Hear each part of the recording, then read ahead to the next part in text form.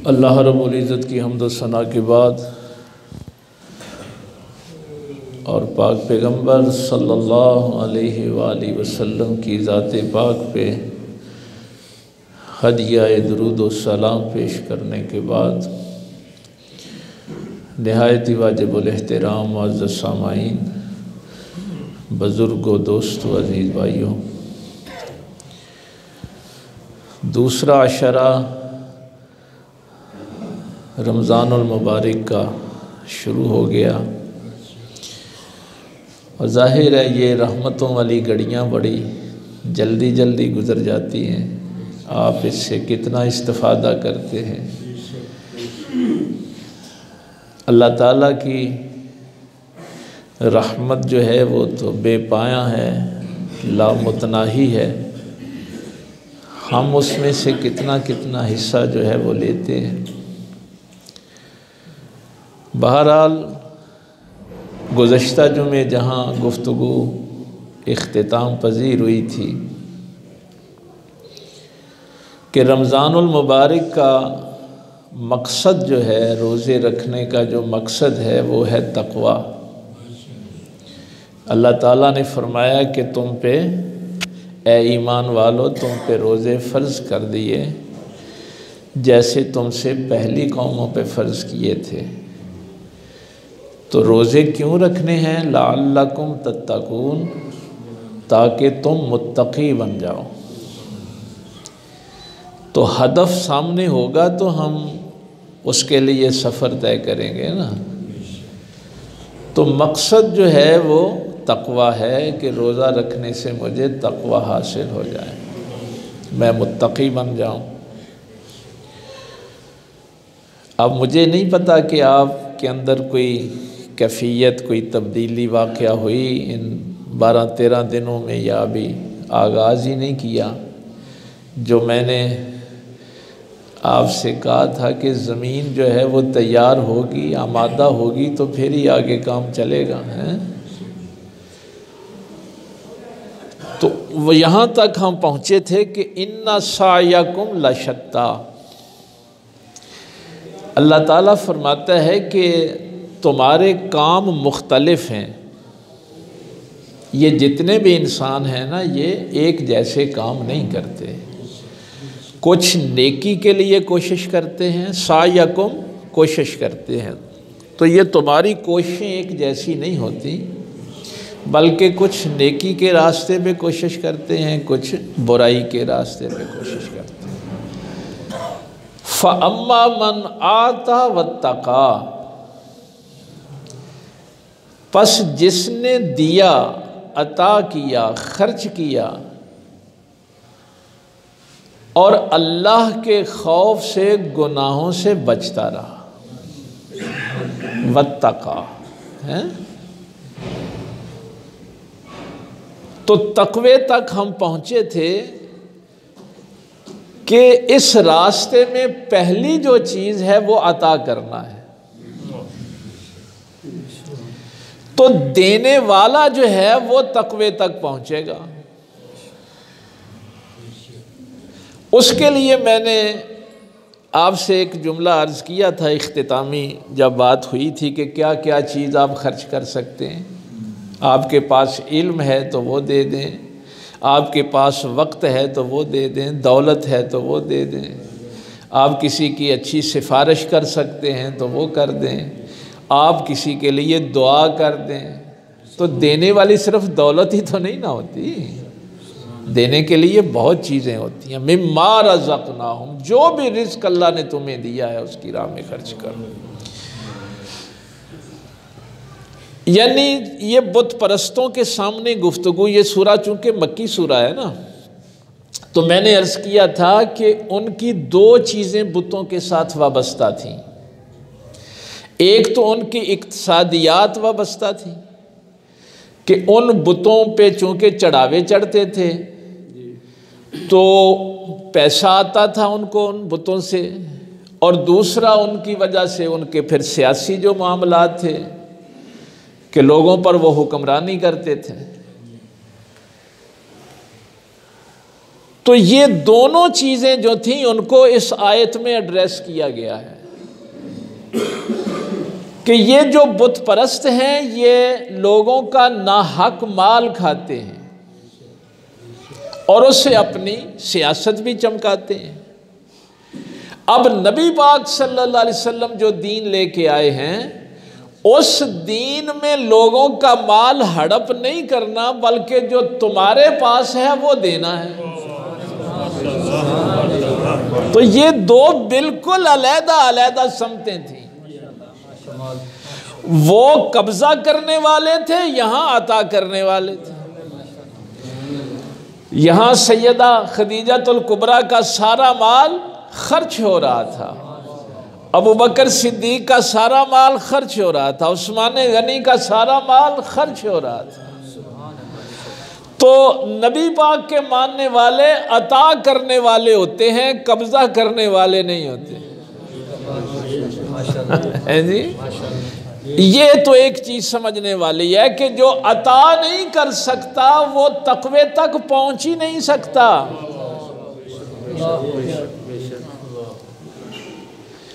भाई हमने इस रमजान में तकवे तक पहुंचना है ना, तो हमने ये देखना है कि मेरे पास क्या है जो देने को, वो मैं दूं अल्लाह की राह में। यानी हर चीज जो है, बस हज़रत अबू बकर सिद्दीक क्या करते हैं, गुलाम आज़ाद करवाते हैं। किसी मुसलमान भाई के ऊपर कर्जा है तो वो कर्जा जो है वो अदा कर देते हैं। कोई भूखा है तो उसको खाना खिला देते हैं।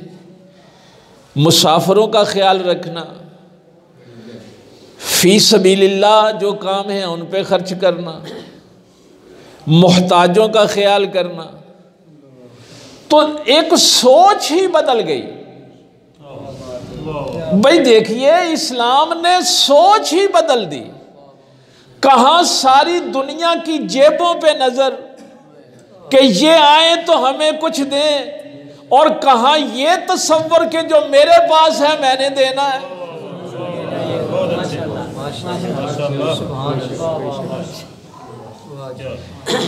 इसीलिए हमारे बुजुर्गान दीन ने भी ये बात फरमाई है कि जो पीर मुरीद की जेब पे नजर रखे उसकी बैत ही हराम है, उसकी बैत हराम है। चूंकि कुरान कह रहा है कि अता करने वाला तकवे तक पहुंचेगा।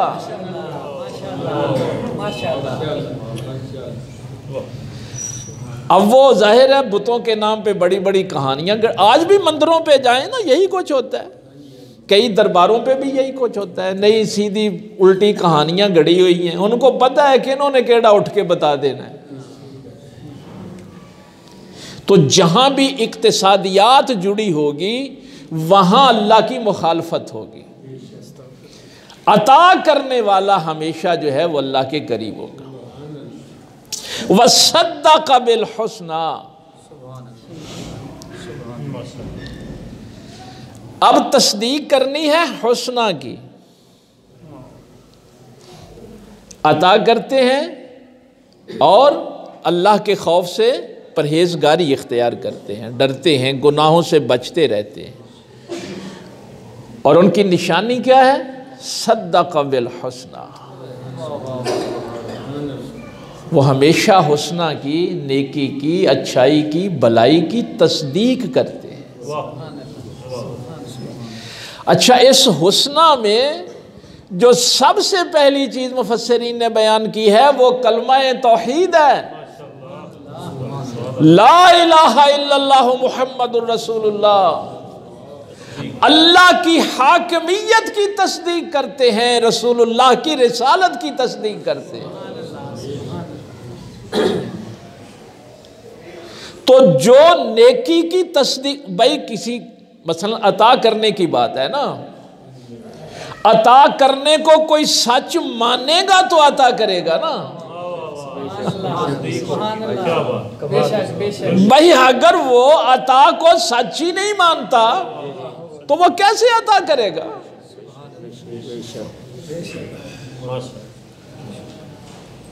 इसकी वैसे तफसीर बहुत लंबी है, बहुत से जाहिर है इसमें चीज़ें हैं पेचीदा, लेकिन मैंने पिछले जुमे भी कहा था कि मैं सिर्फ चंद इशारे करके आगे गुजर रहा हूँ ताकि जो ज़रूरी मसाइल हैं वो अर्ज़ कर दूँ। फसनुयस्सिरुहु लिल-युस्रा,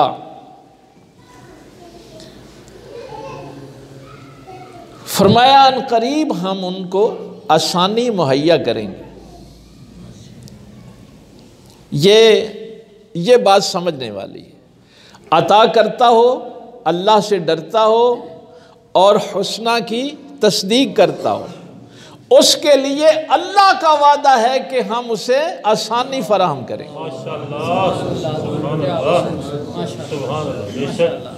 ये अल्लाह का वादा है। इसकी एक तफसीर ये भी है कि उसको जन्नत में दाखिल करेंगे। भाई जन्नत आसानियों की जगह है ना। इस दौर में चूंकि शिकायत यही है ना कि हम मुसीबतों में फंसे हुए हैं, तंगी में फंसे हुए हैं।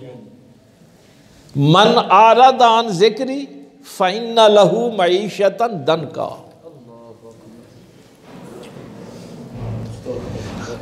तंगी में अल्लाह ताला किन को ले जाता है तंगी में? मन आरद आन ज़िक्री, जिसने भी हमारी याद से एराज किया, दूर हो गया, अल्लाह से गाफिल हो गया, हम उसकी मईशत तंग कर देते हैं। उसके घर लाखों रुपया भी आमदन हो, उसका गुजारा नहीं होता। आप समझते हैं कि आमदन बढ़ाने से तुम्हारी तंगी दूर हो जाएगी, तुम खुशहाल हो जाओगे? नहीं, खुशहाली तो उसकी याद से आएगी। सुभान अल्लाह। अगर अल्लाह से दूर हो गए तो खुशहाली नहीं आ सकती।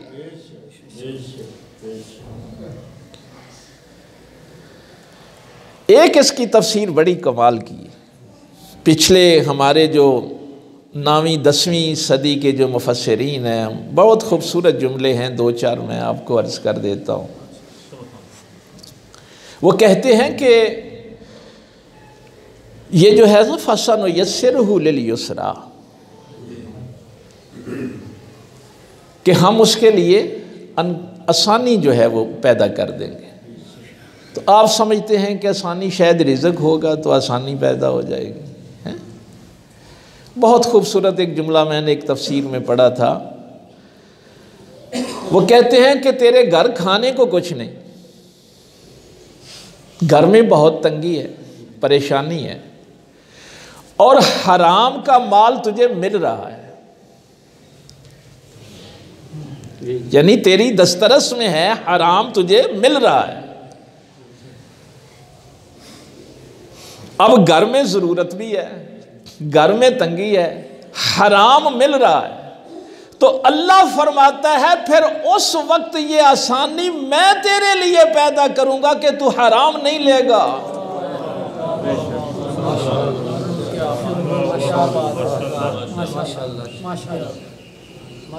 फिर उस वक्त हराम से तुझे वो बचाएगा।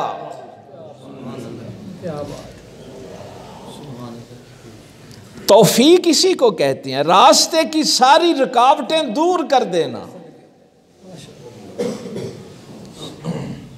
शहवत का गलबा है और कोई औरत तुझे दावत गुनाह भी दे रही है, वो आसानी पैदा कर देगा, तेरे अंदर खौफ खुदा आ जाएगा। तू गज़बनाक हो गया है किसी से बदला लेने के लिए, तेरी दस्तरस में है वो बंदा, लेकिन माफ कर देता है। क्यों? अल्लाह ने तेरे लिए आसानी पैदा कर दी।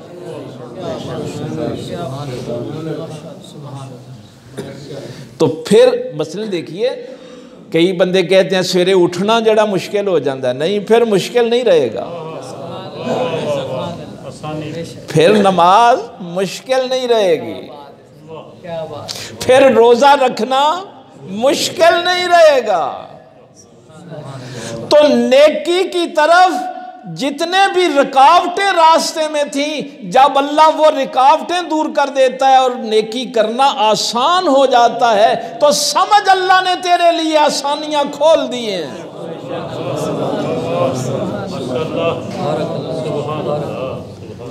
फसनुयस्सिरुहु लिल-युस्रा।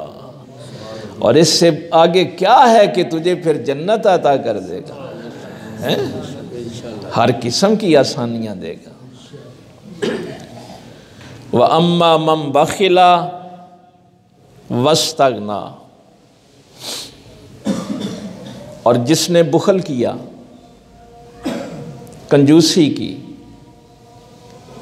पहले वो हैं अता करने वाले, देने वाले, तकवा इख्तियार करने वाले।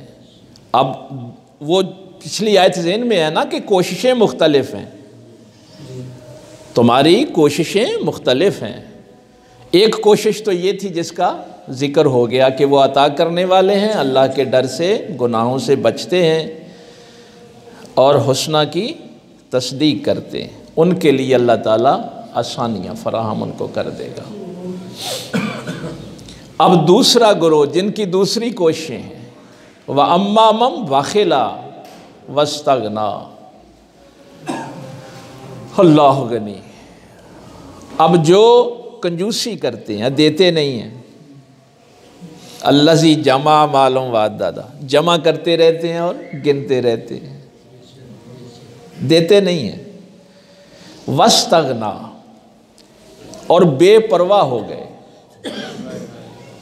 मुस्तगनी हो गए। भला बंदा भी अल्लाह से बेपरवाह हो सकता है? लेकिन ये कैसी मखलूक है कि अल्लाह से ही बेपरवाह हो गए। ज़रूरत ही नहीं है अल्लाह की। अल्लाह गनी, ऐसे बंदे आपको मिलेंगे। सादा सादा सी बात आप समझ लें, सिर्फ रमज़ानुल मुबारक है, आप नफल पढ़ेंगे तो फ़र्ज़ के बराबर सवाब मिले। फ़र्ज़ का 70 फ़र्ज़ों के बराबर मिलेगा। एक घूंट पानी से तुमने किसी का रोज़ा इफ्तार करवा दिया तो आपको एक रोज़े का सवाब अज़ाफ़ी मिल गया। उसके रोज़े में भी कोई कमी वाक़या नहीं हुई, हाँ, अज़ाफ़ी सवाब मिल गया। रात का क़याम, दिन का रोज़ा पिछले गुनाह बख्श देगा। मन सामा रमज़ान ईमाना व इहतिसाबन गुफ़िरा। अल्लाह ताला इनामात का ऐलान कर रहा है ना भाई, अल्लाह कह रहा है कि तुझे ये इनाम भी दूंगा, ये इनाम भी दूंगा, ये इनाम भी दूंगा।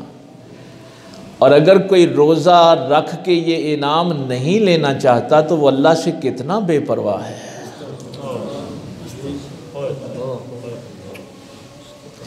यानी अल्लाह इनाम देना चाहता है और वो कहता है मैं नहीं लेना चाहता।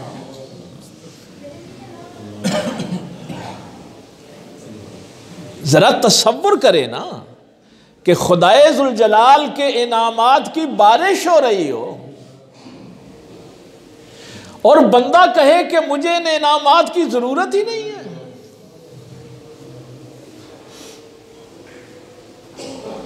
अब यहाँ पे वो बात इरशाद फरमाए। देखिए यहाँ पे फिर बात कहीं लंबी ना हो जाए, वक्त ज़ाहिर है हमारे पास मुख्तसर होता है, मैं इसलिए चंद इशारे करके गुजर जाता हूँ।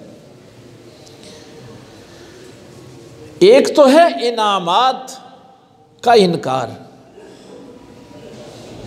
वो जो था ना सद्दक़ा बिल हुस्ना, नेकी की तस्दीक करेगा, यानी ये जितने भी इनामात हैं इनको सच्चा मानेगा तो रोज़ा रखेगा ना। तो जिसने इसको सच्चा नहीं माना उसने क्या किया, वो बेपरवाह हो गया। एक इसकी जिहत और भी है जिसे आजकल आप कहते हैं ना डिप्रेशन।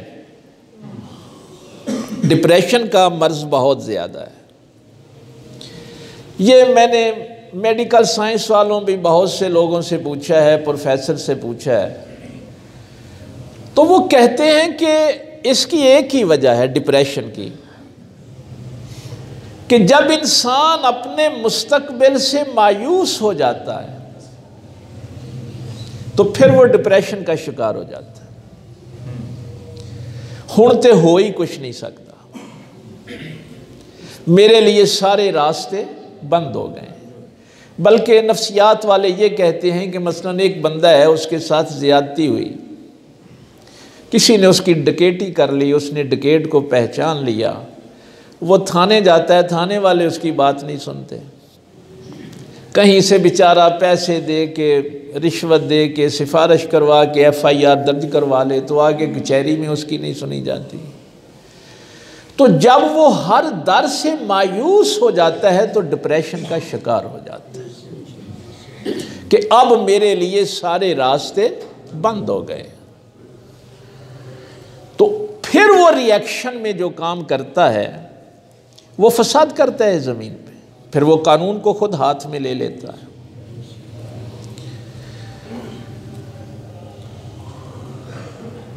ये मैं बेपरवाही की दूसरी बात करने लगा। दीन पे जो बंदा अमल करता है वो कभी डिप्रेशन का शिकार नहीं होता। कलमा तौहीद जो है, जो बंदे को डिप्रेशन का शिकार नहीं होने देता। दुनिया के सारे दरवाजे बंद हो जाएं, अल्लाह का तो खुला रहता है।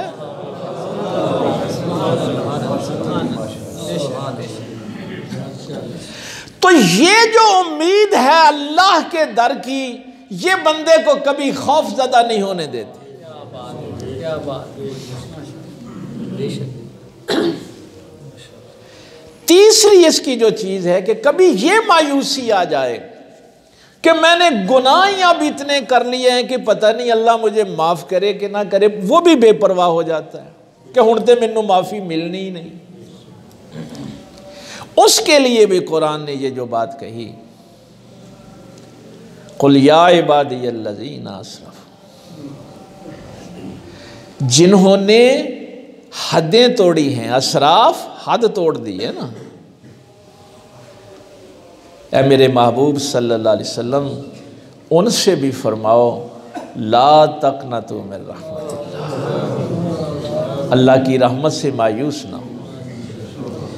इसीलिए हमें यह हुक्म दिया गया कि अगर तुम किसी ऐसे मुल्क में भी रहते हो जहाँ पे तुम्हें इंसाफ नहीं मिलता, अदल नहीं मिलता, तुम्हारी बात नहीं सुनी जाती, तो तुमने कानून हाथ में नहीं लेना, खुद राइफल नहीं उठानी, बल्कि क़यामत के दिन का इंतज़ार करना। मालिक यौमिद्दीन है, उसने अदल का, इंसाफ का एक दिन रखा हुआ है। इसीलिए नबी पाक सल्लल्लाहु अलैहि वसल्लम ने 13 साला मक्की ज़िंदगी में तलवार नहीं उठाई। कितने जुल्म हुए थे। हज़रत बिलाल के गले में रस्सी डाल के खींचा जाता था, कोयलों पे लिटाया जाता था। हज़रत खुबाब के साथ क्या हुआ, नबी पाक के रास्ते में कांटे बिछाए गए। लेकिन कोई मरहला आया हो कि जब कभी सहाबा मायूस हुए, कोई मरहला आया? नहीं।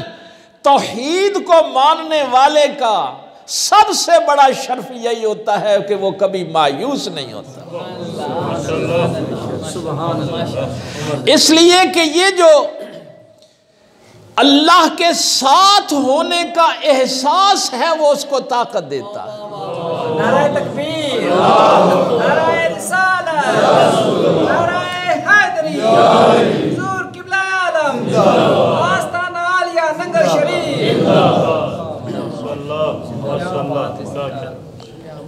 देखिए ये रमज़ान वैसे ही बड़ा दुख वाला, पहले उधर जामिया हक्कानिया में बम धमाका हुआ, बन्नू में हुआ, अब ये ट्रेन वाला जो हादसा हुआ, आए रोज़ ये सब कुछ हो रहा है ना। जान माल इज़्ज़त कोई चीज़ महफूज नहीं रही। उसकी एक वजह तो ये है कि जहाँ अदल नहीं होता वहाँ पे यही कुछ होता है। आप अपनी अपनी सतह पे तो अदल करें ना, जहाँ जहाँ आप कर सकते हैं। हाय हाय हाय हाय। तो फरमाया जिन्होंने बुखल किया और अल्लाह से बेपरवाह हो गए, क्यों हुए? वक़ज़्ज़ब बिल हुस्ना, इसलिए कि उन्होंने हुस्ना की तकज़ीब की थी, जुटलाया था नेकियों को, अल्लाह के हुक्मों को जुटला दिया। फसनुयस्सिरहु लिल उसरा,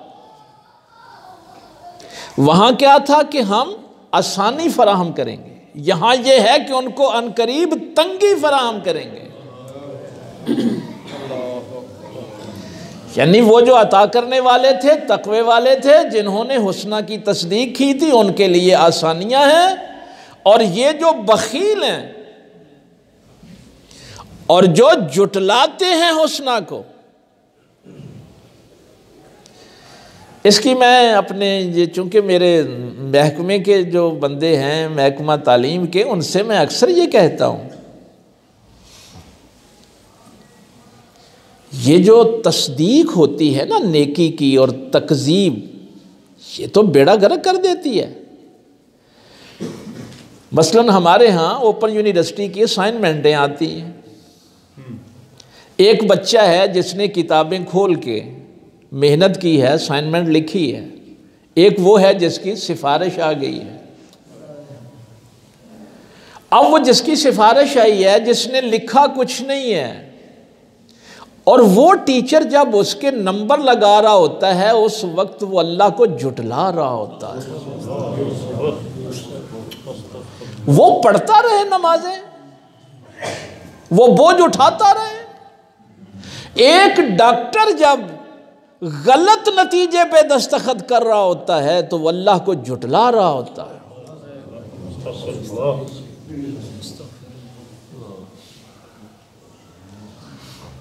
पता नहीं हमने इस दीन को क्या समझ लिया। वो की करिए जी, फिर वो बुलाई भी तो करना होंगे हैं, किसको करना है? ये हैं वो अल्लाह की तस्दीक करने वाले हैं और अल्लाह की हुस्ना को जुटलाने वाले। तो उनके लिए अल्लाह फरमा रहा है, जो जुटलाते हैं उनके लिए तंगी ही तंगी है। इस दुनिया में भी तंगी है, आखिरत में भी तंगी है। और इस उसरा से मुराद दूसरी चीज जहन्नम है कि हम उनको जहन्नम में डाल देंगे। वमा युगनी अन्हु मालुहु इज़ा तरद्दा, अल्लाह गनी। तरद्दा कहते हैं पहाड़ से नीचे गड्ढे में गिरने को।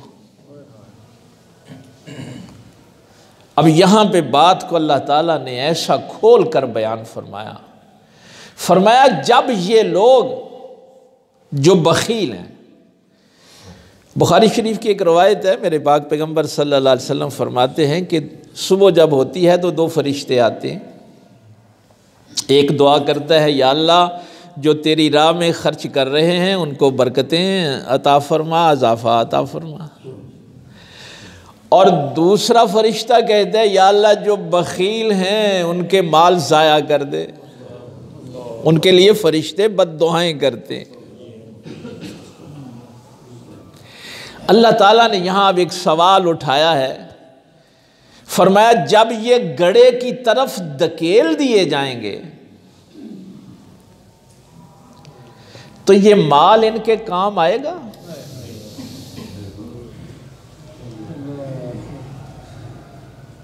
जब ये गड्ढे में धकेल दिए जाएंगे, गिरा दिए जाएंगे।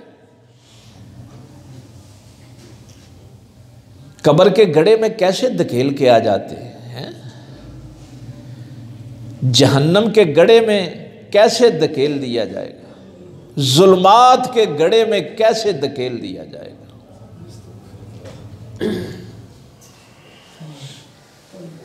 ये सारी चीज़ें मैं इसलिए अर्ज़ कर रहा हूँ कि ये चीज़ें हैं जो आपको तकवा हासिल नहीं करने देंगी। बखील को तकवा नहीं मिलेगा, झूठे को तकवा नहीं मिलेगा। जो अल्लाह से बेपरवाह हो गया है उसको तकवा नहीं मिलेगा। जो उसकी आयतों को झुटलाता है उसको तकवा नहीं मिलेगा। उसके लिए तंगी ही तंगी है। जिस औलाद के लिए वो रिज़्क़े हराम कमा रहा है, उस औलाद के हाथों सुकून तो नहीं मिलेगा उसे, उस बीवी के हाथों सुकून तो नहीं मिलेगा। बुरी सोहबत में धकेल दिया जाएगा। वो क्या समझता है कि मैं पैसे से खुशहाल हो जाऊंगा?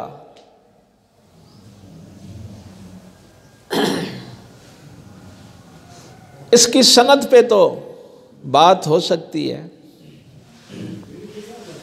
लेकिन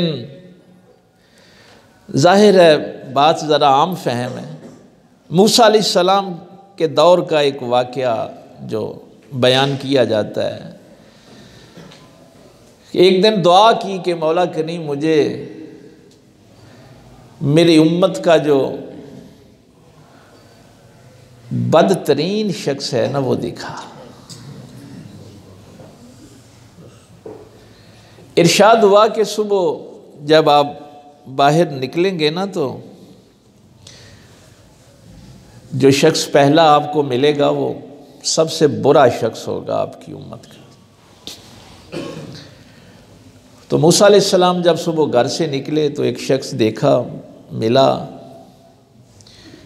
यहाँ मैं एक बात आपको अर्ज़ कर दूँ, ये अल्लाह के जो मुक़र्रबीन होते हैं ना, ये नहीं है कि मूसा अलैहिस्सलाम ने उसको पकड़ा और लोगों को बताते फिरें कि ये बड़ा बुरा बंदा है। नहीं नहीं, बस देखा और बात ख़त्म। उछालते नहीं हैं बुराइयों को। मेरे मौला कायनात सरकार अलीउल मुर्तज़ा के पास बंदे दो बैठे हुए थे, तो वो बात किसी के मुतल्लिक ऐसे ही कर रहे थे। हुक्म यही है ना कि अगर आपके मुसलमान भाई के मुतल्लिक को बुरी बात कर रहा तो उसको रोक दो, वरना उस महफिल से उठ के चले जाओ। उस महफिल में बैठने की ज़रूरत नहीं है। तो मौला ने फरमाया कि किसी की बुराई वो बयान करे जिसके अपने अंदर कोई बुराई नहीं है। किसी की बुराई वो बयान करे जिसके अपने अंदर कोई बुराई नहीं है। ये अल्लाह वाले हमेशा इसी तरह तज़किया नफ्स करते हैं लोगों का। अगले दिन दुआ की, मौला करीम जो मेरी उम्मत का बेहतरीन आदमी है वो मुझे दिखा।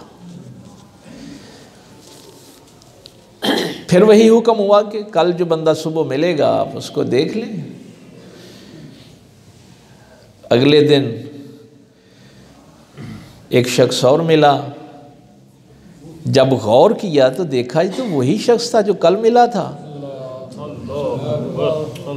अब आपने उसको पकड़ा और घर ले गए। कहने लगे कि यार मुझे समझ नहीं आई कि ये रातों रात तूने कौन सी नेकी कर ली है। उसने कहा हुजूर क्या हुआ?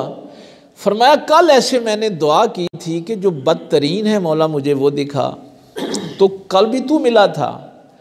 आज दुआ की थी कि जो बेहतरीन है वो दिखा, तो आज भी तू ही मिला है।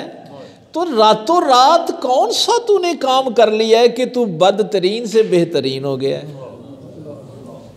इतना सफ़र इतनी जल्दी कैसे तय हो गया? अल्लाह हो गया। उसकी आंखों में आंसू आ गए, रो पड़ा। कहने लगा अल्लाह के नबी बस हुआ कुछ यूं कि रात मैं और मेरा बेटा समंदर के किनारे फिर रहे थे, तो मेरे बेटे ने मुझसे सवाल किया। बच्चा था छोटा। कहने लगा अबू इस समंदर से भी बड़ी कोई शय है? ये तो लामहदूद है ना, इसकी हद ही नज़र नहीं आती, तो इससे बड़ी भी कोई शय है? तो मैंने उससे कहा कि हाँ, अगर इस समंदर के पानी के कतरे बनाए जाएं ना तो मेरे गुनाह जो हैं वो बड़े हैं इस समंदर से। तो फिर मेरे बेटे ने ये सवाल किया। उसने कहा कि अब्बा फिर तुम्हारे गुनाहों से भी बड़ी कोई शय है? तो अल्लाह के नबी मैं बड़ा रोया और मैंने अपने बेटे से कहा कि हाँ, मेरे अल्लाह की रहमत मेरे गुनाहों से बहुत बड़ी है।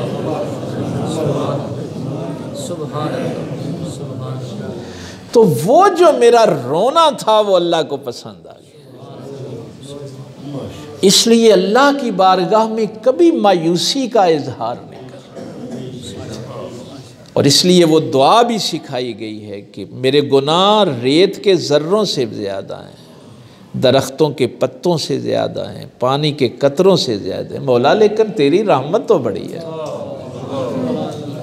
सिद्ध के दिल के साथ इन रहमत की घड़ियों में ला तक़नतू मिन रहमतिल्लाह, उसकी रहमत से मायूस नहीं होना।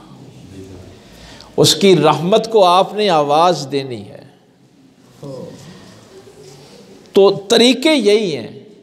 ये जो बातें मैंने चीदा चीदा सिर्फ फ़र्ज़ की हैं कि अब याद सिर्फ ये रखनी है, ये बात आखिरी जो है कि जब गड़े में धकेले जाओगे तो फिर बताओ कि इनमें से कौन सी चीज़ तुम्हारे काम आएगी।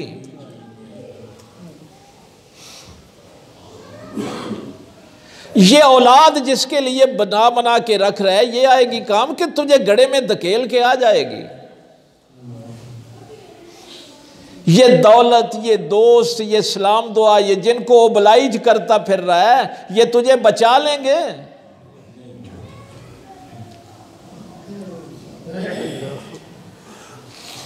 अल्लाह गनी, अल्लाह गनी। तो इसलिए मैंने ये तक़वे के मुतल्लिक जो चीज़ें थीं कि आप सुनते रहते हैं कि रोज़ा जो है उससे तक़वा मिलेगा। भाई मिलेगा कैसे? ये मतलब कैसे मिलेगा? अल्लाह की रहमत तो बेपाया है, मैंने उसको हासिल कैसे करना है?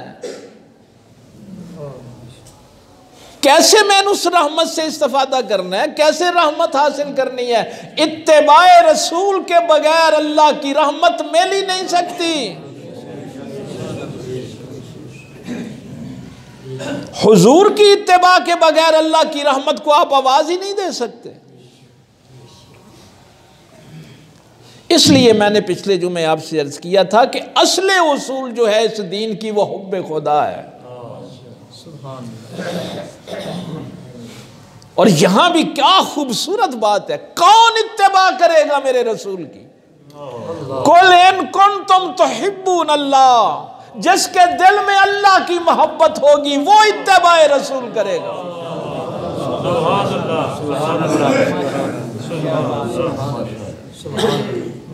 भाई चाहिए तो ये था ना कि ये बात होती कि नबी की मोहब्बत होगी तो अल्लाह की इताअत करेगा।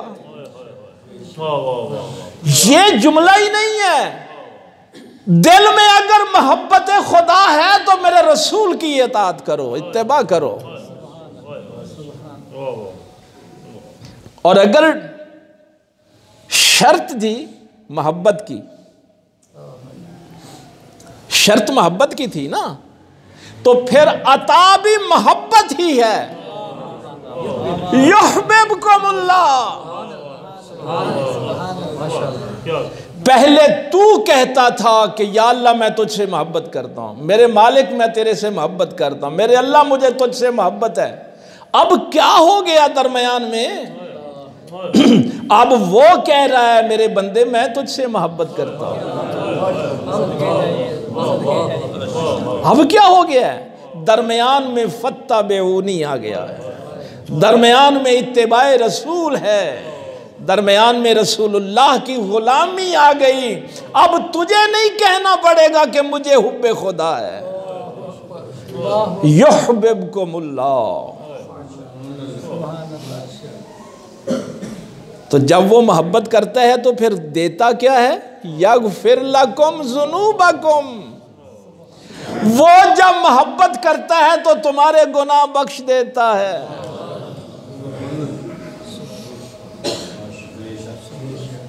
फिर गुनाहों की बख्शिश हो जाएगी। मेरी ख्वाहिश तो थी कि मैं इन्ना अलैना लल हुदा पे भी थोड़ी सी बात करता, लेकिन वक्त चूँकि हो गया है। अल्लाह ताला अमल की तौफीक दे। व आखिर दावाना अनिल हम्दुलिल्लाहि रब्बिल आलमीन।